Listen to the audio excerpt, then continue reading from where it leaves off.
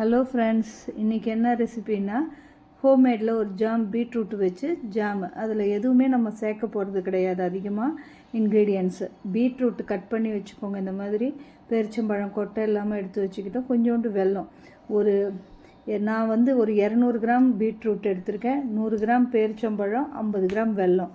இது மட்டும்தான் நான் அதுக்கு எடுத்திருக்கேன். இப்போ பீட்ரூட்டை இந்த மாதிரி மையாக அரைச்சிக்கணும். அதே மாதிரி பேரிச்சம்பழமும் அரைச்சிக்கணும். வெல்லம் அதில் எந்த தூசியும் இல்லாத இருக்குதான்னு பார்த்துக்கோங்க. ஏன்னா நான் வாங்கி வச்சுருந்ததில் எதுவுமே இல்லை, யூஸ் பண்ணினேன் ஆல்ரெடி. அதனால் அப்படியே எடுத்து வச்சுக்கிட்டேன், அதை கரைக்கலை.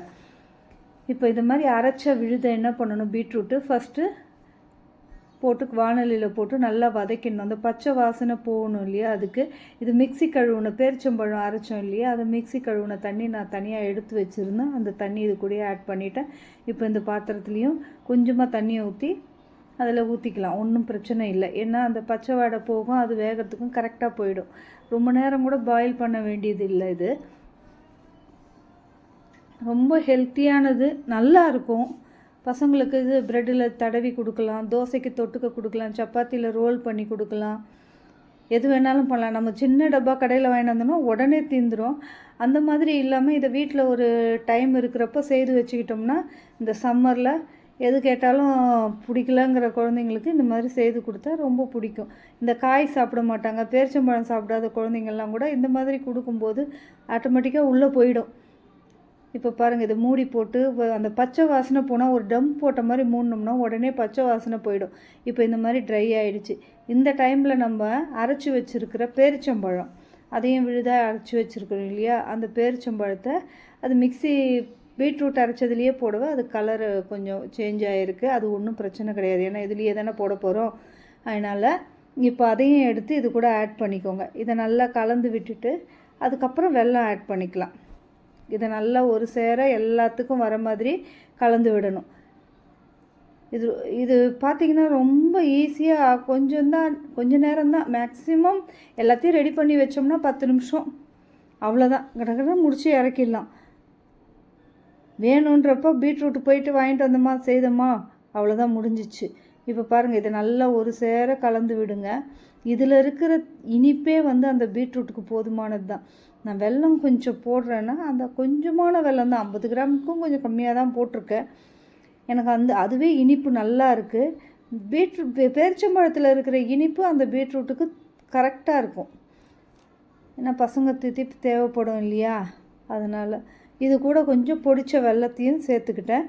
அதை சேர்த்து அது கட்டி இல்லாமல் அது கொஞ்சம் கரையிட்டும். நல்லா கலந்து விட அது நல்லா ஒரு ஜாம் பதத்துக்கே வந்துடும். நீங்கள் ப்ரெட்டில் எடுத்து அதை தடவுனாலும் ஒன்றுமே ஆகாது, அவ்வளோ அழகாக ஸ்மூத்தாக வரும். பேரிச்சம்பழம் தான் ஏதோ அது கொஞ்சம் இதுவாக இருந்தாலும் ஒன்றும் பிரச்சனை இல்லை. ஆனால் மைய அரைச்சிக்கோங்க அதையும். இப்போ வெல்லம் போட்டாச்சு. இப்போ நல்லா கிண்டி விடுங்க. இதில் ஒரு 2 ஸ்பூன் நெய் இறக்கிறதுக்கு முன்னாடி விட்டு இறக்குனா நல்லாயிருக்கும். வேணுன்றவங்க ஆப்ஷனல் தான், வேணும்னா விட்டுக்கலாம், வேண்டான்னா விட்டுக்கலாம். இப்போ இதில் லெமன் ஜூஸ், இந்த புளிப்பு கொஞ்சம் தனியாக தெரியும், அது ரொம்ப நல்லாயிருக்கும் இந்த ஜாமுக்கு.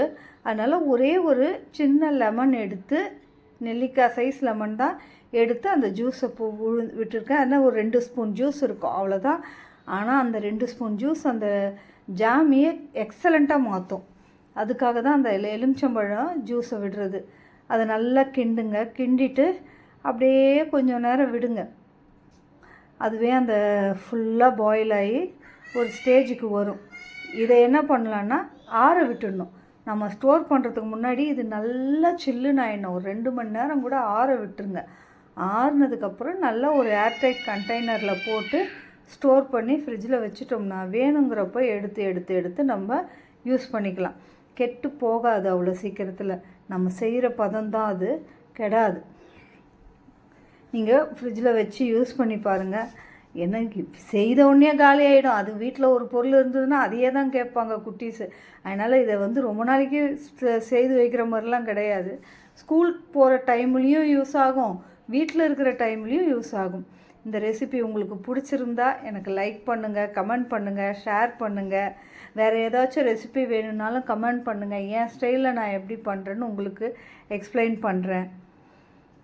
கண்டிப்பாக இது எல்லாருக்கும் பிடிக்கும்னு நினைக்கிறேன். செய்து பார்த்துட்டு எனக்கு சொல்லுங்கள். இப்போ இதை ஆற வைக்கணும். இதை சரி இப்படியே திறந்து ஓப்பனாக வைக்காமல் சும்மா அந்த தட்டை அப்படி போட்டு மூடி ஆற வச்சிட்டோம்னா ஆறுனதுக்கப்புறம் தான் இதை ஜாடிக்கு மாற்றணும். சூடாகவே வேண்டாம், போட வேண்டாம். அதனால் ஆற வச்சதுக்கப்புறம் நம்ம ஜாடிக்கு மாற்றிக்கலான்ட்டு ஆற வச்சுருக்கேன். இப்போ பார்த்திங்கன்னா பசங்கள்லாம் எது கடையிலேருந்து கிடைக்குதோ அதை தான் பயங்கரமாக விரும்புகிறாங்க. நம்ம வீட்டில் செய்கிற பொருளை அவ்வளோ சீக்கிரத்தில் ஏற்றுக்கிறது கிடையாது. இதை செய்து கொடுத்து பாருங்கள், கண்டிப்பாக ஏற்றுக்குவாங்க. இதே மாதிரி இன்னொரு ரெசிபியோட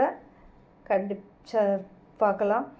இந்த ரெசிபி பிடிச்சிருந்தா திரும்பவும் சொல்கிறேன், லைக் பண்ணுங்கள், கமெண்ட் பண்ணுங்கள், ஷேர் பண்ணுங்கள், சப்ஸ்கிரைப் பண்ணுங்கள்.